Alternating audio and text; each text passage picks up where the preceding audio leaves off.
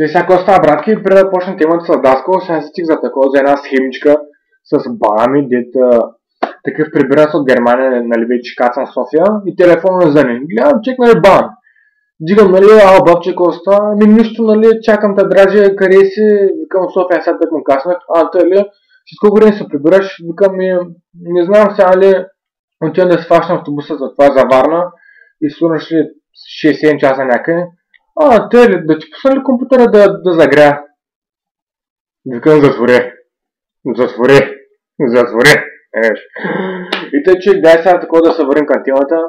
Значи, ако някой ви каже, че най-хубавите години са тия, докато си бил в Даскал, значи човек е аморален или има плакат на такова на Декстър в кухнята, разбираш, човек. Значи, едно е най-хубавите годинки да са тия, докато през това време си ходил и на Даскал, а не докато си бил в Даскал, разбираш, човек. Сега, нали, много ясно, че има своите плюсчета, защото от Даскал човек ти зад едни от най-големите верчета, брат. И седиш, нали, човек, това е нормално, принцип, седиш в някаква стая с някакви хора, колко години, един като пръдни човек си го наричат, а пръдни човек аз най-наобичен, къде зима, минус 20, такъв да пръдна стаята, да не могат да отворят прозорците. Бичес. И също така на мен най-голямото наверчие от Даскал, човек Радо, човек той ме е просто човек много обичам, много. И че сега да се върнем към темата.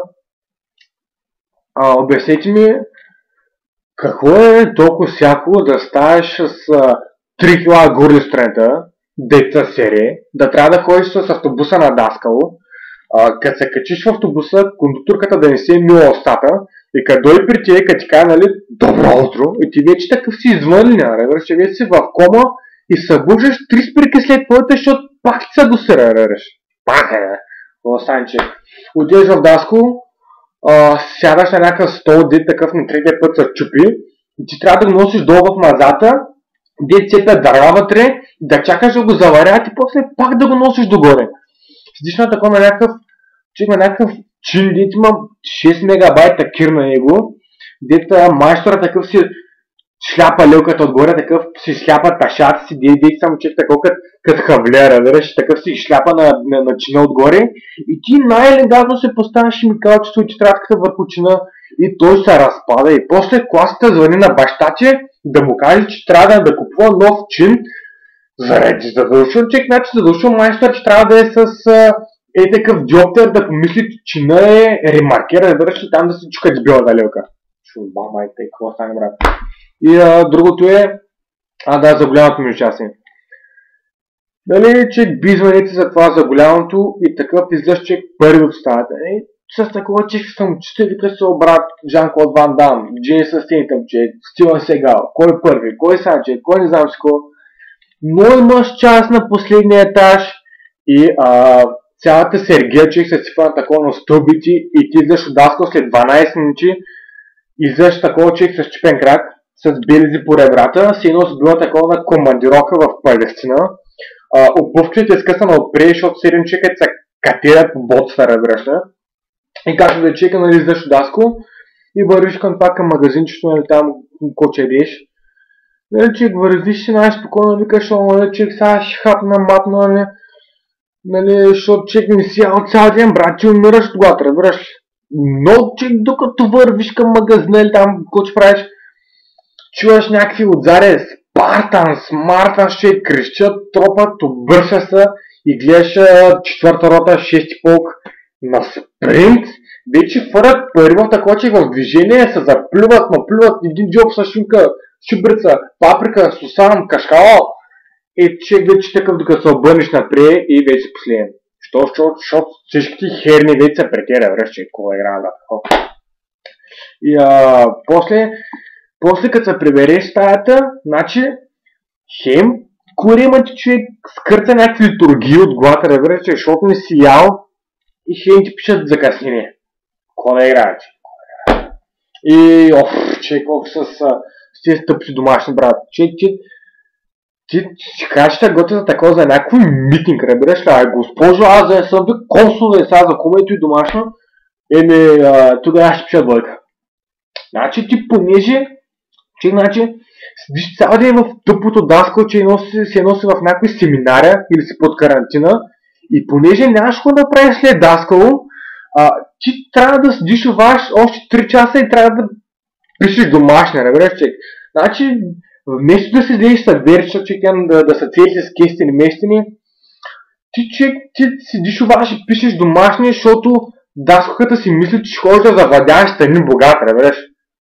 Как стане, че той дет викат, че даскалите няма любимци. Да. Хеч няма въобще. Изпитвата човек, излъж на такова на дъската, примерно. И кажеш някакви работи, дето дори Индиана Джонс не ги знае, разбираш, че дето като ги кажеш вече инвалиди, човек такива стават, прави на такова на крака, ти пляскат сладши.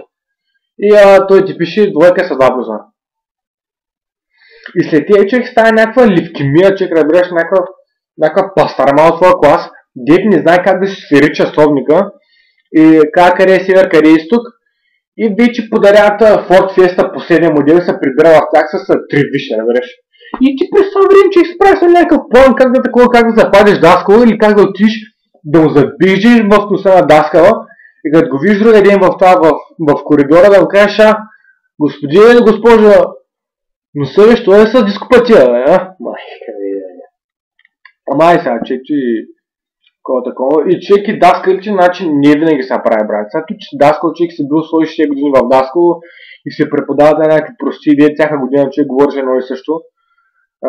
Човек не значи, че си Дъмбълдор, разбираш, че някакви там професионалисти някакви работи.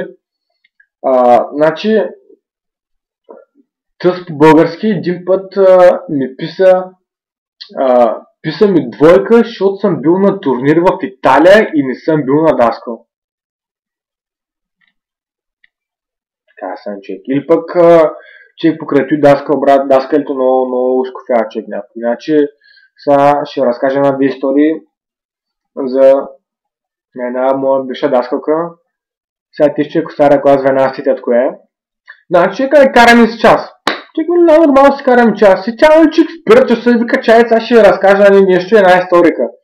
И човек си се поглежда и вика ми, човек, не искам. И ще цяко вика. Значи, вървя си аз един ден, нали, по центъра, се разхождам. И вървя си и чувам някакъв шум зад мене. Нали, както се вървя, набъсна самолет. Чеки, нали, аз така си да викам, Сафронче, дреса брат, не да влиза в такова монолога, чек, защото стане много голям дейност. Чек, ще стане много голям респаун. Викам, чек, не влиза дреса. Чек, какви самолети, какви работи, господ. След още някой друг час, пак същата, пак спира часа и пак вика, чакай, сега ще разкая нещо. Не, моля се, госпожо, не ти го речи. Не, чакай, сега това, чути го. Не, вече не, чакам, ще. И сега, нали, една вечер, нали, така, вкъщи съм самичка и си пека кафлички. Значи, пекал си кафлички, човек. И, нали, отварям си фурната и гледам кафличките масоча, че ми се смеят. Викам, господа, на вас цял даскал ви се смее, не само кафлички ще му отнече.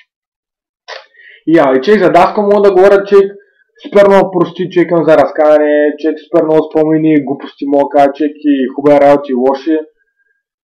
Ама, човек клипа стана, време човек.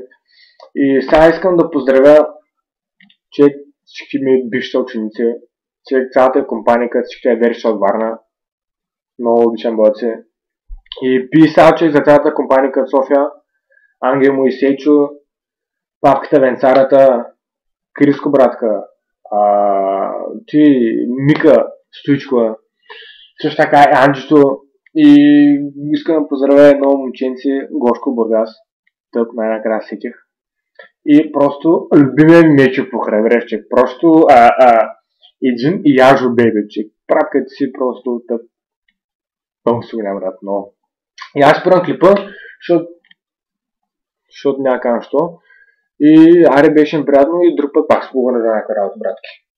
Peace out, мойки.